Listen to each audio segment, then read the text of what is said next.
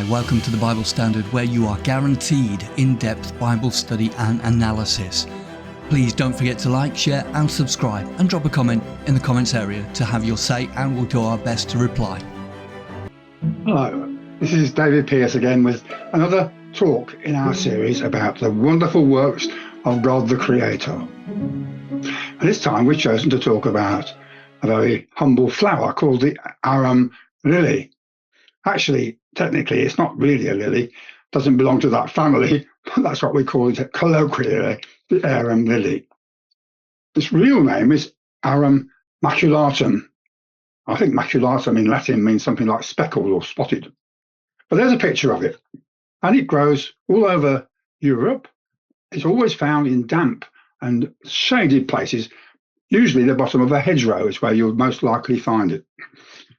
And it has, as you can see in the picture, quite an impressive looking flower. But this flower, instead of smelling sweetly of perfume, smells of nothing other than rotten meat. And you might say, well, why would it want to smell dreadful like that? And the answer is, this particular flower, the Arum maculatum, is trying to attract blowflies. And blowflies live on dead animals, and dead animals smell horrible. So it actually attracts them with the smell. But not only that, but what you might call the spade, called the projecting part in the center of the flower, is actually hotter than the surrounding air. And you might say, well, why would that want to be? And the answer is, the warmth makes the blowfly think, he's found a warm, rotting carcass to lay its eggs in. So it goes straight into the flower, very happily looking for this place where it can lay its eggs. There's that heated spade in the center of the flower. It goes up by about 15 degrees centigrade above the surrounding air. So it really does have a warm feeling for the blowfly. Right. However, our little friend the blowfly has walked into a trap. Unfortunately, there is, as he goes into the flower, a set of stiff hairs, all of which point downwards. Now, he can push his way past the hairs to get down into the bottom of the flower, but once he turns round, he can't get out again because the hairs pointing downwards prevent his escape. He's trapped inside the flower. And bumbling around in the bottom of the flower, he finds himself covered with the pollen of Arum maculatum. Here's a picture, a diagram showing this. So you can see the kind of spade sticking up in the flower. You can also see the guard hairs there in the picture, just below the spadix. Down below, you've got the stamens and stigmas, which have the pollen of this particular flower and the stigmas for receiving somebody else's pollen. And also you can see in the bottom part there in that chamber, two unfortunate blowflies bumbling around trying to get out and covering themselves with pollen. So let's have a better look at the real thing. That's the real thing on the left. And this has been cut away with a blade so you can see what the flower really is like in the covered part down below. So you can see the guard hairs, can't you, quite clearly at the top of the picture underneath the spadix or spade.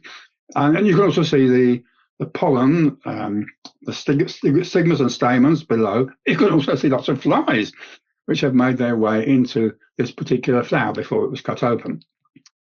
So that's the flower as it really is. So what happens next?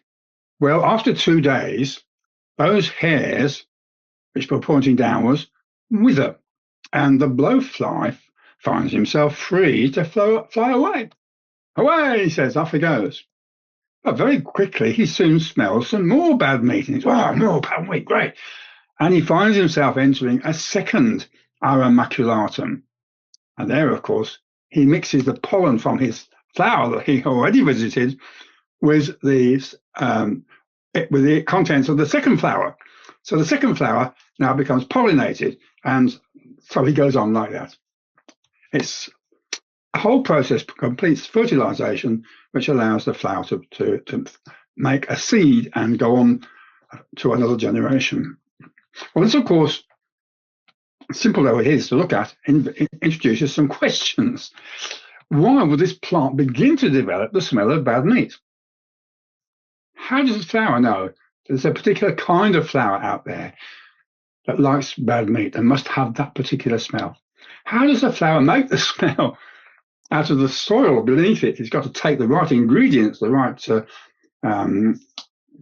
elements to put together to make a molecule that smells like bad meat. I think that's technically that's a very difficult thing to do.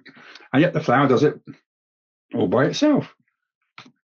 And again, we could ask, how does that central stem, the spade thing, acquire a temperature higher than its surroundings in order to attract blowflies? There's no other flowers that do that, so far as we know. Why did this particular flower learn how to become hotter? It's very difficult to explain.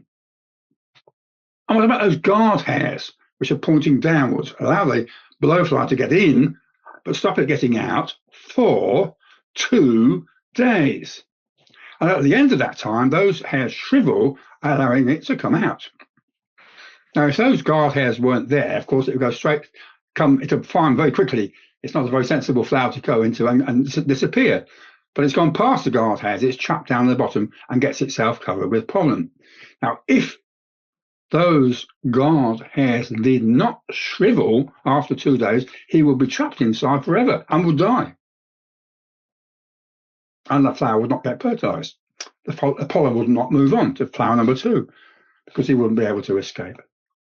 So really, when you think about it, it's much easier to believe in an intelligent designer who created both insects and plants to work together in harmony. And that's what the Bible actually says. In fact, in Genesis chapter 1, it says trees and plants were created on the 3rd day of the creation week. Here it is. God said, let the land sprout with vegetation, every sort of seed-bearing plant, trees that grow seed-bearing fruit. And these seeds will then produce the kinds of plants and trees from which they came. The very first generation of plants had to have the ability to reproduce. Otherwise, that would have been the end of the world. Nothing would have reproduced. Nothing would have gone on to another generation. And that's how God designed this particular plant, so that it could go on and make more hedgerow plants. And the psalmist, many times in his writings, calls on us to worship such a great God, because he's not only a wise designer of living things, but as the Bible teaches us, he is also a God of love. This is what the psalmist says. Sing to the Lord, bless his name, tell of his salvation from day to day. Declare his glory among the nations, his marvelous works among the peoples. For great is the Lord and greatly to be praised. Ascribe to the Lord, O families of the peoples, ascribe to the Lord glory and strength. So, thank you for listening.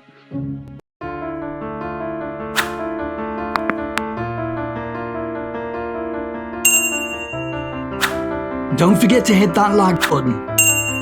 It really helps the channel grow. Drop a comment in the comments section and let us know what you thought. And make sure you subscribe and turn on notifications so you never miss a new upload.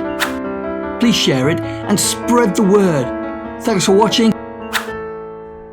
And remember to come back soon.